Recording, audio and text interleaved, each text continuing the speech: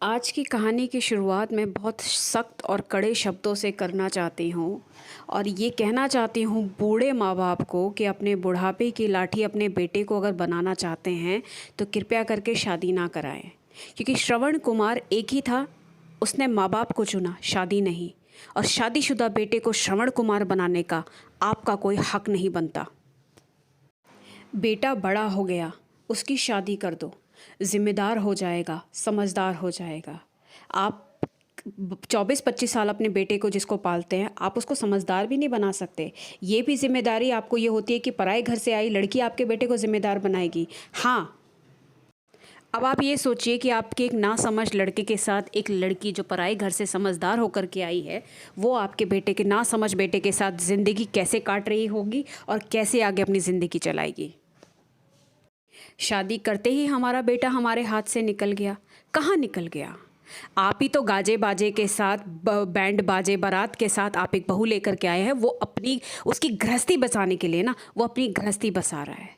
पर कुछ तो माँ बाप भी वैसे होते हैं और कहीं ना कहीं बेटे भी वैसे निकल जाते हैं। ये शादी के बाद श्रवण बनने वाला सिस्टम, इस सिस्टम के मैं बिल्कुल ख़िलाफ़ हूँ, बिल्कुल ख़िलाफ़। मैं भी एक बेटे की माँ हूँ, लेकिन मुझे शादी के बाद अपने बेटे को श्रवण नहीं बनाना। किसी की ज़िंदगी किस हद तक एक सास ससुर अपने बूढ़े होने के नाम पे ख़राब कर सकते हैं, आज की कहानी में मैं आपको बताऊंगी।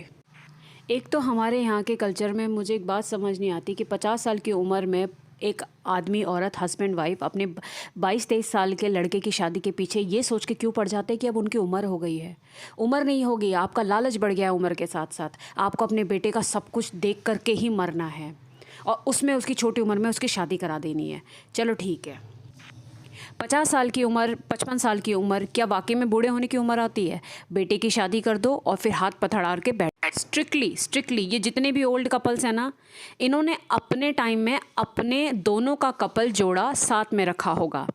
इन्होंने अपने माँ बाप को नहीं पूछा होगा, ठीक है। उन्हीं के ही हालात इतने ख़राब होते हैं कि उनको अपने बेटे की शादी की पल पल की खबर और नज़र दोनों रखनी होती है। ये जितने भी षड्यंत्री और परपंची बूढ़े होते हैं ना, बूढ़े कपल्स, स्पेशली कपल्स, इन्होंने अपने टाइम में ना खूब मज़े लिए होते हैं। ये खाली दुनिया को दिखाने के लिए बेचारा बनते हैं। ऐसे कई कपल्स आपने भी देखे होंगे। फिर इनकी नज़र होती है जो अपना सबसे ज़्यादा बढ़िया बेटा है, जिसकी सुंदर या अच्छी बीवी आई है, सबसे पहले उसी को नोच खाने के लिए तैयार हो जाते हैं, क्योंकि इन्हें अपने आप को 55 साल की उम्र में लादना होता है। जिस उम्र में इंसान को सबसे ज़्यादा अपने हाथ पैर हिलाने चाहिए, ये लदना चाहते हैं। आज जिस आंटी की मैं कहानी सुनाने जा रही हूँ ना, उनके सास ससुर के 3 बेटे और 2 बेटियाँ थीं। आंटी तीसरे नंबर की थी। पहले 2 बड़े भाइयों की शादी हो चुकी थी और तीसरे भाई की शादी हमारी इस आंटी के साथ हुई थी, जो मेरी फ्रेंड है, जिनकी कहानी मैं आपको सुनाने जा रही हूँ। अक्सर आपने देखा होगा कि भाई बहनों के स्वभाव में बहुत अंतर होता है। एक बहुत चंचल होगा और एक बहुत सीधा साधा होगा। अपने 2 बड़े बच्चों के टेढ़े स्वभाव से ये दोनों बूढ़े बुढ़िया बहुत अच्छी तरीके से वाकिफ़ थे। बहू के आने के बाद तो जैसे उनको तड़का ही लग गया था। उनके सामने इन बूढ़े बुढ़ियाओं की बोलने की हिम्मत नहीं होती थी। इन्होंने अपना एक्सपीरियंस जब 2 बेटों के साथ देख लिया तो इन्होंने छोटे वाले बेटे के पर अपनी पकड़ बनानी शुरू कर दी थी। षड्यंत्र शुरू कर दिया था कि भाई बुढ़ापे का सहारा कौन बनेगा। खेलना जिसे कहते हैं, खिलवाड़ जिसे कहते हैं, किस चीज़ का सहारा चाहिए आपको? अंकल आंटी ये बुढ़े बड़ी दोनों के दोनों सरकारी रिटायर्ड हैं, अच्छे खासे इनके पैसे आते हैं, मकान है, गाड़ी है, सब कुछ है। किस चीज़ पे लदना है आप लोगों को? चलिए, अपने तीसरे बेटे की शादी करवाई इन बुढ़े बुढ़ियों ने। पहली 2 बहुएं चालाकी से ये लोग गांव से लेकर के आए कि हमें गांव की लड़की चाहिए, क्योंकि गांव की लड़कियां सीधी सादी होती है और वो चुपचाप हमारा सारा काम करेंगी। पर अंकल आंटी, एडवांस हो गया ज़माना, गांव से ज़्यादा, शहर से ज़्यादा गांव की लड़कियां आजकल तेज़ होने लग गई हैं। उनको ये एक्सपीरियंस मिल चुका था, उनको अपनी ज़िंदगी का सबक मिल चुका था। दोनों लड़कियाँ बहुत तेज़ निकली। पहली 2 बहुओं ने अपने सास ससुर का बिहेवियर अच्छी तरीके से भांप लिया था और उन्होंने शादी के कुछ महीने बाद ही अपने पतियों को अलग, अपनी गृहस्थी उन्होंने अलग बसा ली थी। तीसरे बेटे की शादी में तो ऐसा लग रहा था जैसे कि वो बूढ़े बुढ़िया अंकल आंटी शादी नहीं कर रहे हैं, ट्रेडिंग कर रहे हैं कि चलो ये नुकसान हो गया, अब फ़ायदा कर लेते हैं, अब ऐसा फ़ायदा कर लेते हैं। इतनी छोटी उम्र में शादी कराने की कोई जल्दी नहीं थी, पर 24-25 साल में अपनी छोटी बेटी की शादी करा दी। अब ज़ाहिर सी बात है, जब आपका बेटा 24 साल का है तो आने वाली बहू कितने साल की हो गई? 22 साल की मान लो। 22 साल की उम्र में दोनों की शादी कर दी 22-24 साल में। छोटी तो उम्र थी अभी, और छोटी उम्र थी, छोटी उम्र से ही शादी हो जाएगी तो दोनों में अच्छी खासी पकड़ सास ससुर की रहेगी। ये उनका प्लानिंग पहले से हो गया था। इस गलतफहमी में कभी मत रहना कि बूढ़े माँ बाप कभी चालाकी नहीं खेलते या आपके साथ कभी किसी तरीके का गेम नहीं खेलते। बहुत हो गया है, बच्चे आजकल इन्वेस्टमेंट बन गए हैं। बच्चे आजकल बहुत तरीके से माँ बाप के लिए सिर्फ एक इन्वेस्टमेंट है, एक प्रॉफिट एंड लॉस सिचुएशन है और कुछ नहीं। ठीक है, बड़े बेटे बहू की हरकतों को बढ़ा चढ़ा करके ये दोनों बुड्ढे बाड़ी अपने तीसरे बेटे को सुनाया करते थे कि वो उनसे सिंपथी ले और उन्हें कभी छोड़ के ना जाए। इस हद तक उसके दिमाग को मैनिपुलेट किया हुआ था कि अंकल को वाकई में लगने लग गया था कि उनके मम्मी पापा दुनिया के सबसे दुखी मम्मी पापा हैं। नई नई शादी, जाहिर सी बात है, दो कपल्स के बीच में नज़दीकी बढ़ाने का, एक दूसरे को अच्छे से जानने का समय होता है। पर ये चीज़ दोनों बुढ़े बुढ़ियों को अच्छे से पता थी। क्यों? क्योंकि जाहिर सी बात है कि ज़्यादा पत्नी के साथ इन्वॉल्व होगा तो ये भी दो बड़े बेटों की तरह हमें भूल जाएगा। आप यकीन नहीं मानेंगे, पहली रात से दोनों बूढ़े बुढ़ियों ने इनके बीच में खलल डालनी शुरू कर दी थी। शादी के तुरंत बाद उन बूढ़े बुढ़ियों का एक ही मोटिव था कि किसी भी तरीके से इमोशनली दोनों पति पत्नी को एक होने नहीं देना है। अंकल की उम्र बहुत छोटी थी, उस समय उनको मैनिपुलेट करना बहुत आसान था। दो बड़े भाइयों के एग्जाम्पल दे दे करके उनसे वो सारे काम करवाए जा रहे थे जिससे वो आंटी से दूर रह सकते थे। शादी के बाद हनीमून पे जाने का प्लान हुआ। नई शादी, हफ्ते भर की शादी थी, लेकिन सास ने अपनी बीमारी का तिकड़म इस तरीके से लगाया कि उन्होंने उनके हनीमून का प्लान कैंसिल करवा दिया, अंकल के कंधे पे बंदूक रख के। और पता है, बाद में वो सब के सब मिल करके हनीमून के लिए वैष्णो देवी गए। मंदिर स्थल हनीमून के लिए नहीं होते, पर वो उन बूढ़े बाडियों की शुरू से ही एक चालाकी और एक जीत का जश्न था कि देखो बेटा, उसकी नहीं सुन करके उसके सामने हमें लेकर के मंदिर के दर्शन करवा रहा है। क्या शादी से पहले इन बूढ़े बड़े अंकल आंटी को उनका बेटा वैष्णो देवी लेके नहीं जा सकता था? क्या शादी के कुछ टाइम बाद इनको लेके वैष्णो देवी नहीं जा सकता था? ये जानबूझ के की गई हुई हरकतें होती हैं, आप समझिए इस चीज़ को। शादी के बाद तुरंत ऐसा क्या होता था कि हर दिन या तो कभी इस बुढ़िया की तबीयत ख़राब हो जाती थी या बुढ़े की तबीयत ख़राब हो जाती थी। वो कैसे भी करके अंकल और आंटी को रूम में जाने देते ही नहीं थे। शादी को 10 दिन ही हुए थे। 10 दिन में एक दिन अंकल को ऑफिस से आते समय उनका एक्सीडेंट हो गया, उनकी बाइक पलट गई। चोट तो छोटी सी लगी थी, पर ऐसा लग रहा था जैसे दोनों बूढ़े बाड़ियों के कुछ दिल की इच्छा पूरी हो गई थी। छोटी सी चोट में मुझे आप एक बात बताइए कि क्या पति पत्नी का कमरा अलग करना ज़रूरी था? जितने दिन वो प्लास्टर नहीं खुला, 3 महीने वो प्लास्टर नहीं खुला, अंकल के कमरे में उनकी सास साथ में सोती थी। ये कोई बात थी? आंटी के लाख मना करने के बावजूद वो बुढ़िया अंकल के साथ उन्हीं के कमरे में बिस्तर लगा करके सोई, ये कह करके कि तू अभी बहुत छोटी है, इसको रात में किसी चीज़ की ज़रूरत पड़ी तो। अरे बुढ़िया, अगर ज़रूरत पड़ेगी तो क्या तो अपने बेटे को लेकर के बाथरूम जा सकती है? नहीं जा सकती ना। पर ससुर इसमें बोला कि मैं ले जाऊँगा। खेल छोटा मोटा नहीं था दोस्तों। जब भी घर में किसी फंक्शन में बड़े जेठ जेठानियाँ घर पे आते थे तो यही बुढ़े बुढ़िया उनके सामने ऐसे बनते थे कि जैसे कि ये दोनों बेटा बहू हम पे कितना अत्याचार करते हैं। एकदम गुमसुम चुपचाप बेचारे बन के उन्हें अपनी सारी की सारी अजीबोगरीब कहानी और अपनी बीमारी गिनाना शुरू कर देते थे। ये बात मेरे पति को कभी समझ नहीं आई, अंकल को कभी समझ नहीं आई, लेकिन आंटी को ज़रूर समझ में आती। आंटी का इस बात पे ये कहना था कि शादी के तुरंत बाद मैंने ये देखा कि दोनों बूढ़े बुढ़िया कुछ ऐसा एक्स्ट्रा कोर्स चला रहे थे, एक ऐसा एक्स्ट्रा कोचिंग चला रहे थे अपने बेटे के ऊपर कि उसे धीरे धीरे श्रवण बनने पर मजबूर किया जा रहा था।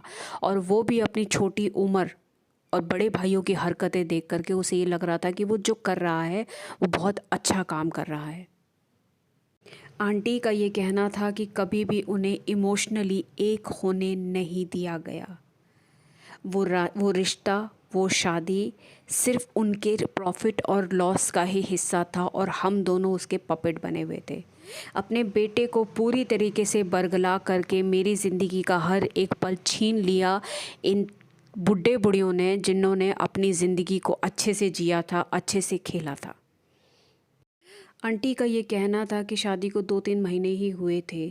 ये सिलसिला लगातार तब तक चलता रहा जब तक दोनों बूढ़े बुढ़िया मर नहीं गए। रात में खाना खाने के बाद अंकल अपने माँ बाप के कमरे में चले जाते थे और उनके हाथ पैर दबाते दबाते रात को 2-3 बजे तक वहीं रहते थे या कई बार वहीं सो जाते थे। हम दोनों के बीच में इंटरेक्शन जैसे बिल्कुल शुरू ही नहीं हुआ था, मरना तो दूर की बात थी।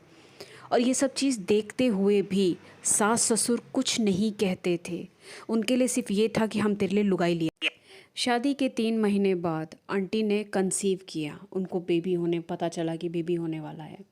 तो यहाँ ना मैं एक छोटी सी चीज़ आपको बता देती हूँ। जितने भी मैरिड कपल हैं उन्हें अच्छी तरीके से पता होगा कि बेबी होने का मतलब दोनों हस्बैंड वाइफ के बीच में प्यार हो या अपनापन हो, ऐसा ज़रूरी नहीं है।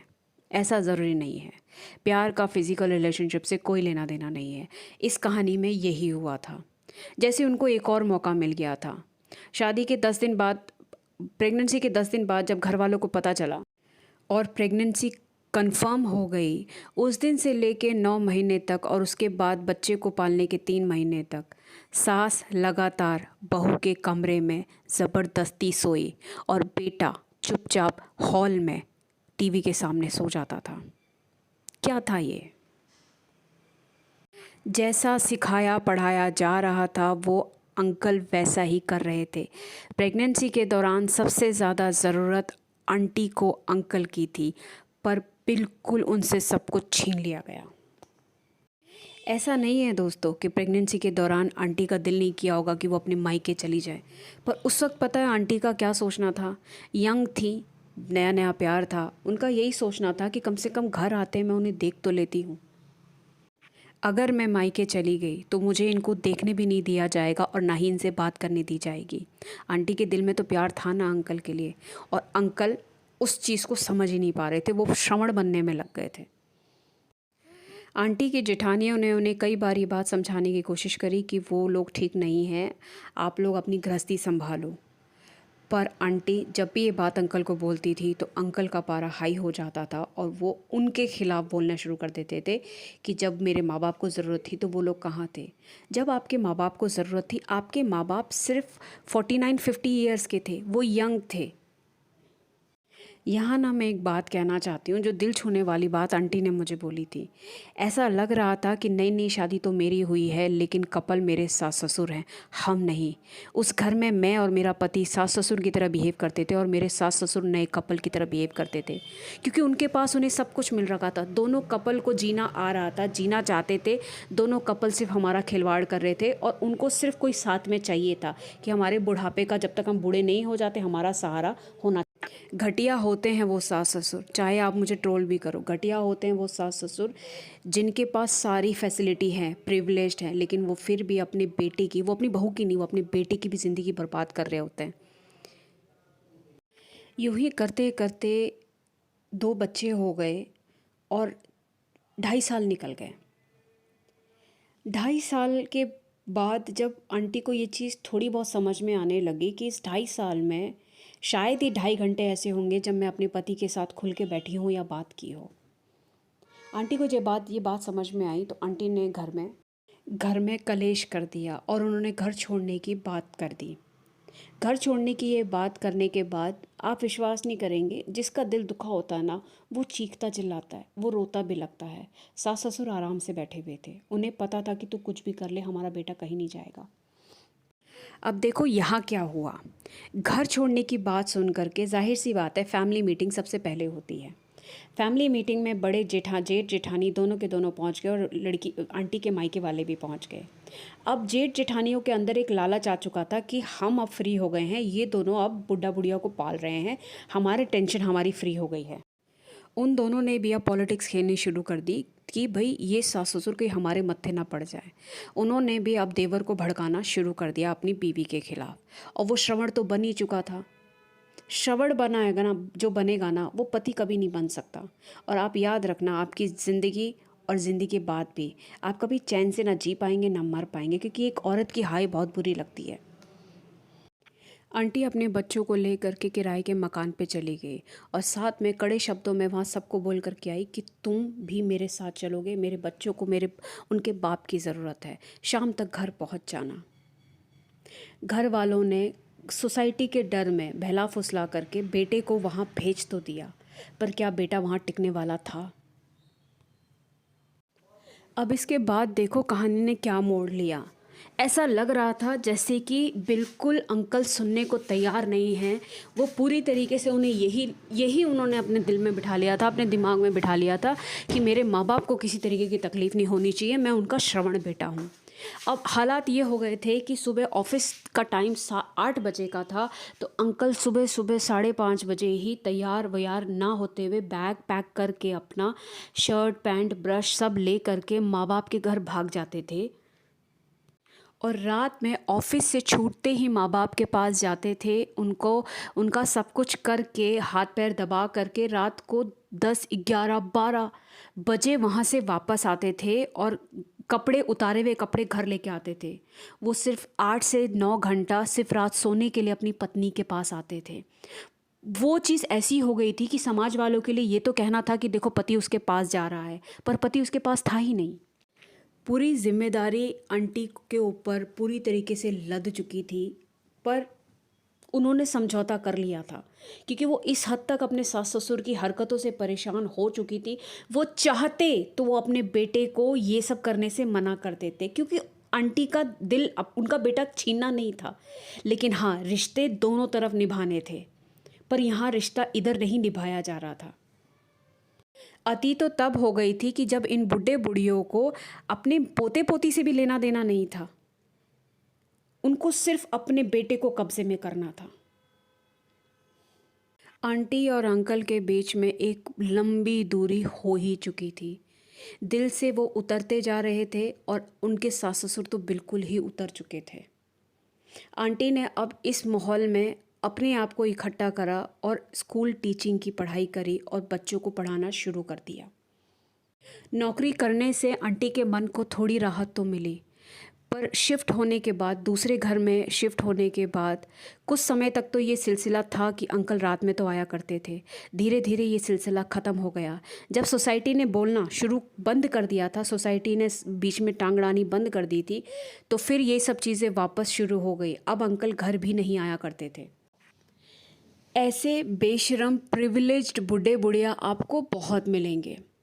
पता है क्या है, सब कुछ था इन बुढ़े बुढ़ियाओं के पास, बट एक घमंड था कि नहीं, हमें भी कोई बेटा देखेगा, अब हम उसको अपना पट्टू पिट्ठू बना के रखेंगे। क्या इन बुढ़े बुढ़ियों को ये चीज़ समझ में नहीं आती थी कि हमारा बेटा अपने ही बच्चों के जन्मदिन में नहीं जा रहा? क्या ये उनका फ़र्ज़ नहीं था कि अपने बेटे को समझाएं कि बेटा तेरे बच्चे तेरी जिम्मेदारी हैं? लेकिन यही बुढ़े बुढ़िया अपना जन्मदिन, अपनी एनिवर्सरी अपने छोटे बेटे से धूमधाम से मनाते थे। कोई नहीं आता था, बड़े जेठ जेठानी आएंगे, रिश्तेदारों की तरह खाएंगे पिएंगे, चले जाएंगे, बेटे को नौकर समझ के चले जाएंगे, और ये बेटा श्रवण और भक्त बन के बड़े भाई भाभीयों का सब कुछ कर रहा है। पर उस बर्थडे में ना आंटी होती थी ना उनके बच्चे होते। पूरा समाज और सोसाइटी आंटी के खिलाफ हो रखा था, पर सच जानते हुए भी कोई जानना नहीं चाहता था।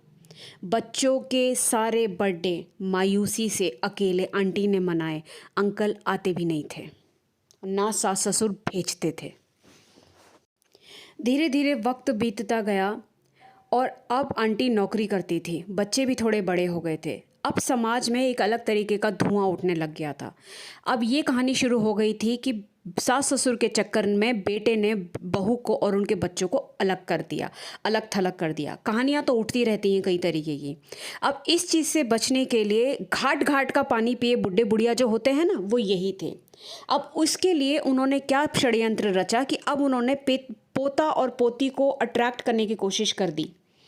बेटे के द्वारा पोता पोती को अपनी तरफ अपनी झांसे में लेने की कोशिश करी, क्योंकि उन्हें लगता था कि अगर पोता पोती अब उस घर में आना शुरू करेंगे तो पीछे पीछे माँ को भी खींचे चले आना पड़ेगा।